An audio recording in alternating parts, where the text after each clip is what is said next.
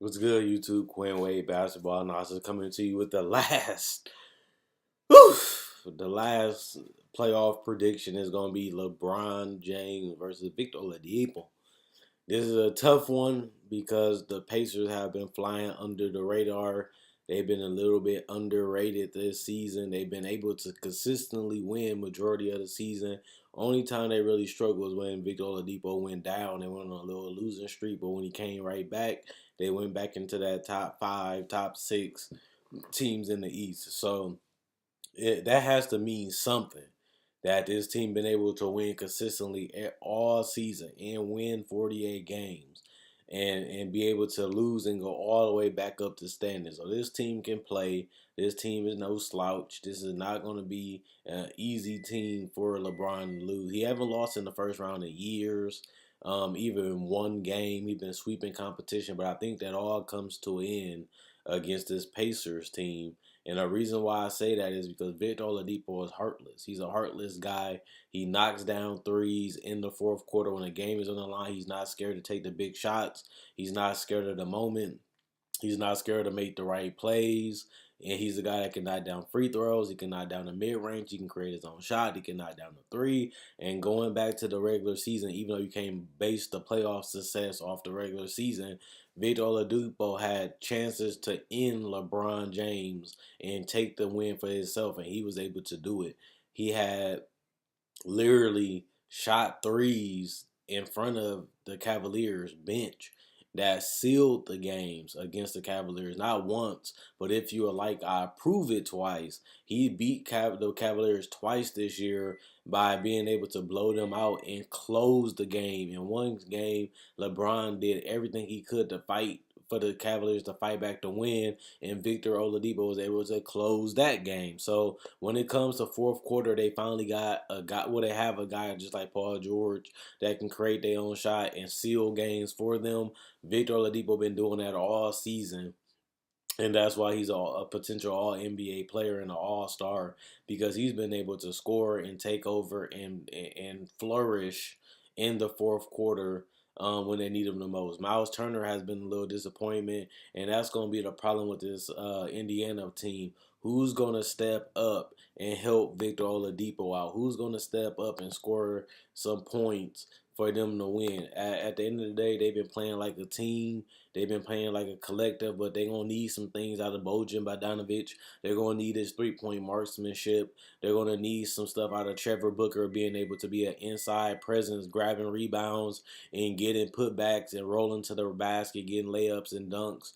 They're going to need Darren Collison to be in attack mode. They're going to need Corey Joseph to knock down perimeter shots and play well in the pick and roll.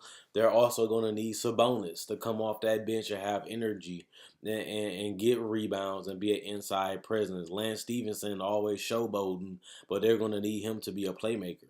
They're going to need him to create shots every once in a while and have that confidence to make the right plays and not be scared of the moment. And then obviously you have Thaddeus Young, a guy that can play multiple positions because he has the length, the size, the athleticism, and the quickness to guard and make it tough on LeBron.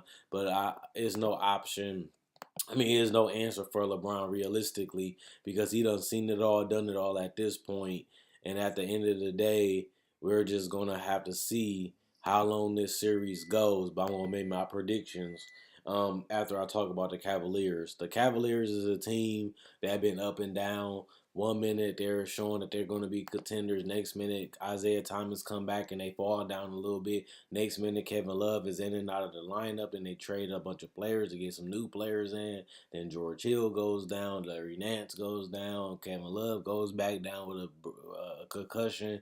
So they've been having a terrible season when it comes to consistency. They haven't been able to play together that long. They haven't been able to build camaraderie at all because of injuries. And the person that been the model of consistency for them is LeBron. He has been able to carry this team, averaging a triple double for 2 months, scoring the basketball as much as he can, keeping his teammates involved, trying to crash the boards, trying to get stops defensively when he has to, trying to score as much as he can. He had a lot of 30 and 40-point games on this run, on this streak. LeBron has been playing phenomenal basketball. He's the reason why he's gonna get a lot of votes for MVP is because of how hard and dominant he's been. Even with all the injuries and all the trades, he still was able to help this team win 50 games with the inconsistent lineups and teams. And even remember Tyronn Lue, he was gone for a couple games. So this team hasn't been on the same page. This team hasn't been playing well together enough to really judge how good they will be. But as long as you have LeBron James on your team, he's a guy that can take over at any time. He's a guy that can come back and lead an onslaught offensively at any time. Um, we also gonna need Kevin Love to give you 18 to 20 plus points a game and give you those 8 to 10 rebounds a game. Stretch out that floor for LeBron James, knock down threes and get some post ups and some elbow jumpers every blue moon. We're gonna need Tristan Thompson to crash the glass.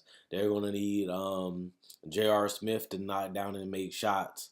They're gonna need Kyle Korver to come off that bench and knock down threes and be a consistent offensive player for them throughout this series and make it hard for them to guard. Jeff Green gonna have to be the X factor to me for the Cavaliers because his ability to guard multiple positions, his ability to switch, his ability to get to the paint and knock down threes on timely occasions is going to be huge for the Cavaliers, and it allows them to rest LeBron on certain possessions because they have the length and the size with JR and Jeff Green. And remember, George Hill is a 6'3" point guard too, a guy that can, shoot the three and score when they need him to. Rodney Hood gonna have to give him something too, coming off that bench and giving them some 3-point shooting, giving them some instant scoring. Same with Clarkson. They gonna need Clarkson to come off that bench and be a speed roid, get into the paint, finishing, creating shots, creating havoc, being in attack mode, and making the job easier on all the other Cavaliers. And like I said, this team has been up and down all season, but they still was able to win 50 games. And it's a little disappointing that they only got the fourth seed. But as long as you get in the playoffs, you have an opportunity to win. LeBron James don't mind going on anybody court and winning a playoff game. He's been able to do it. He's been able to win series for all these years. He's been one of the best Eastern Conference players in NBA history. He's been able to dominate this conference. He's been able to take over series. He's been able to finish out the first seed, no matter if he's the second, third, or first seed in the East. He's been able to sweep and destroy all his competition. So you have to give him the benefit of the doubt because he's been able to do this consistently. But eventually he's gonna fail, whether it's he retires or he eventually get caught up to. And I feel like the Pacers this year is gonna beat him at least 1 to 2 games before they get eliminated because they're not scared of LeBron. They're not scared of the Cavs. They feel like they can compete with them. They feel like they can guard them. They feel like they can stay with them. And the Cavaliers don't have great defense. The Pacers is a team that's very versatile, very great pick and roll team, and they always got guards that's willing to attack, and they have bigs in the inside that's willing to finish around that basket. So it's going to definitely be tough for this Cavaliers team to beat this Pacers team because they are bad defensively. And if they can't guard anybody, the Pacers going to have their way on a perimeter and in the inside. And at the end of the day, if they don't have an answer to slow down their offense, the Pacers going to maybe win 2 of these games. But at the end of the day, LeBron has that killer instinct. He's a guy that has been taking over a lot of these fourth quarters. He's a guy that has really shined this season, and he always does. But this season is even more important because he's carrying a team in his 30s. He should be resting up, letting somebody make his job easier. Instead, he's working and doing even more this season than he ever has done in years because he don't have Kyrie and Kevin Love been in and out of the lineup, and they made a lot of trades for a bunch of role players, which means he has to play exceptional, which he has the last 2 months. 2 months for them to win, but eventually he's going to run out of gas, and it may not be this series, but it may be by the NBA Finals. So let me know what you guys think. Do you think the Pacers underrated? Do you think the Cavaliers overrated? Do you think they can't guard them? Do you think the Pacers going to struggle to score? Or you think they're going to have a field day on the Cavaliers like everybody else? Or you think LeBron's going to put his foot down? He's going to try harder defensively. They going to flip the switch. What do you guys think about the Cavaliers, and what do you guys think about the Pacers? Quinn Wade, Basketball Analysis, I'm gone. Check out my website, analysisplayground.com. Link up in the description in the comment section below. Check out my Facebook page, analysisplayground.com. Link in the description in the comment section below. I'm Quinn Wade, Basketball Analysis, I'm gone, and let me know what you guys think in the comment section below.